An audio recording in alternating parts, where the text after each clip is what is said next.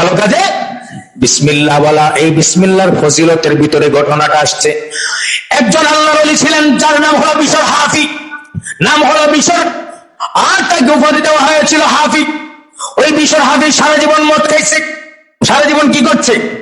মদ পান করেছে, নেশা করেছে। নেশাগ্রস্ত অবস্থায় একদিন নেশা করতে করতে বাড়িতে ফিরছিল মদের আড্ডা থেকে, রাস্তার ভিতরে একটা কাগজের ভিতরে লেখা পেয়েছিল বিসমিল্লাহির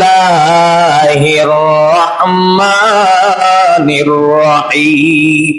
এই বিসমিল্লাহ শরীফ লেখা পাওয়ার পরে ওই বিশর নেশাগ্রস্ত অবস্থায় বিসমিল্লাহ লেখা কাগজটি তার হাতের মধ্যে নিয়ে চুম্বন দিল, আর মনে মনে বলতে লাগলো এটার ভিতর থেকে আরবি লেখা, এত মাথা ঠিক নেই, নেশা খাইছে, এটার ভিতরে কি লেখা পড়তে পারতেছে না, তবে বুঝতে পারতেছে এটা আরবি লেখা।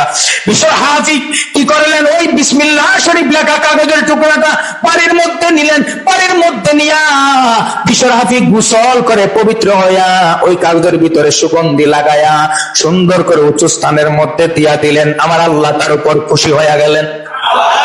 সারা জীবন নেশা করেছে, সারা জীবন মদ পান করেছে। এবার বিশর হাফি যখন রাতের বেলায় ঘুমিয়ে গেল, ওই সময়কার আরেকজন আল্লাহর ওলি আমার আল্লাহ স্বপ্নের মাধ্যমে ইলহাম পাঠাইলেন, ওই যে অমুক এলাকার অমুক গ্রামের অমুকের বেটা অমুক, যার নাম হলো বিশর, সারাদিন মদ পান করে মদের আড্ডার মধ্যে পড়ে থাকে। যাও যাও, তুমি ঘুম থেকে উঠে যাও, আমার বিশরের কাছে এই সংবাদ দিয়া দাও, আমি আল্লাহ রাব্বুল আলামিন আমি বিশরকে ক্ষমা করে দিয়েছি, আমি আমার বিশরের উপর রাজি এবং খুশি হয়ে গেলাম। সারা জীবন মদ পান করেছে। এবার আল্লাহর ওলি সকালবেলা এসে বিশর হাফির বাড়িতে পৌঁছে গেলেন এবং জিজ্ঞাসা করলেন বিশর কোথায়? বাড়ির মানুষ বলল বিশর বাড়িতে নাই। কোথায়? মদের আড্ডাখানায়। ওই আল্লাহর ওলি মদের আড্ডাখানার মধ্যে গেলেন, গিয়ে দরজার মধ্যে নক করলেন, দরজা খোলা হলো। দরজা খোলার পরে জিজ্ঞাসা করলো, আপনি হুজুর মানুষ, কেন এই মদের আড্ডায় আসছেন? বলে, আমি একজন ব্যক্তিকে খুঁজে আসছি যার নাম হলো বিশর। যে কেন?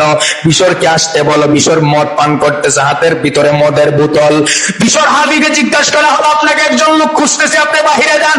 বিশর হাফি যখন মদের বোতলটা হাতে নিয়ে দরজার সামনে আসলো, আয়েশা দেখে একজন হুজুর দাঁড়ায় আছে, জিজ্ঞাসা করলো, আপনি কে? আপনি কেন আসছেন? ওই আল্লাহর ওলি ডাক দেয়া বলেন, বিশর রে, আমি গত রাতে একটা স্বপ্ন দেখেছি, আমার আল্লাহ স্বপ্নের মাধ্যমে ইলহাম দিয়েছেন, আমার আল্লাহ রাব্বুল আলামিন তুই বিশর রে মাফ করে তোর উপর আল্লাহ রাজি খুশি হয়ে গেছে। বিশর হাফি যখন ওই সংবাদটা তার কানের ভিতরে পৌঁছলো, বিশর হাফি হাতের ভিতর থেকে মদের বোতলটা ফাড়া একটা করতেছে বাড়ির দিকে দৌড়াইতে দৌড়াইতে দৌড়াইতে বাড়ির মধ্যে গিয়ে পুকুরের ভিতরে লাফ দিছে। পুকুরের ভিতরে গোসল করে পবিত্র কাপড় হয়ে পবিত্রতা, শরীর পবিত্রতা অর্জন করে, শরীর যখন পবিত্র হয়ে গেল, পবিত্র কাপড় পরে, সুন্দর কাপড় পরে বিশর আমার আল্লাহর শুকরিয়া আদায় করার জন্য জমিনের মধ্যে সেজদায় পড়ে গেল, সেজদায় পড়ে গেল, সেজদায় পড়ে গেল। আমার আল্লাহর দরবারে শুকরিয়া আদায় করলো, আল্লাহর দরবারে ক্ষমা চাইলো। এবার আমার আল্লাহ রাব্বুল আলামিন ওই বিশর যখন মদের আড্ডা থেকে ফিরে আসলো বিসমিল্লাহর কারণে আমার আল্লাহ খুশি হয়ে গেল। বিশর যখন সেজদায় পড়ে গেল, আমার আল্লাহ রাব্বুল আলামিন বিশরকে আলহামদুলিল্লাহ চালায় দিল। বিশর রে, আজকে থেকে আমি আল্লাহ এমনভাবে তোর উপর রাজি হয়ে গেলাম, খুশি হয়ে গেলাম, আমি শুধু তোকে ক্ষমা করে দিলাম না, আমি আল্লাহ রাব্বুল আলামিন বর্তমান সময়কার শ্রেষ্ঠতম ওলি তোকে বিশর হাফি হিসাবে ঘোষণা করে দিলাম। বিশর হাফি এই জন্য, এই বিশর রাস্তা দিয়া যেদিকেই যেতেন কোন পশু পাখি ওই রাস্তায় প্রস্রাব পায়খানা করতো না, কারণ পশু পাখিও জানতো আল্লাহর ওলি বিশর হাফি এই রাস্তা দিয়ে আসবেন। এই জন্য পশু পাখি বিশর হাফির ভালোবাসায়, বিশর হাফির সম্মানে, আদবে, তাজিমে ওই রাস্তায় প্রস্রাব পায়খানা করতো না। এই জন্য আমার আল্লাহ রাব্বুল আলামিন বিশর হাফিকে হাফি উপাধি দিয়া ওই সময়কার শ্রেষ্ঠ ওলি বানায় দিলেন। আল্লাহ পাক যদি এমনটা করতে পারেন, আপনাকে আমাকেও করা সম্ভব। কথা বলে ঠিক না বেটি? এই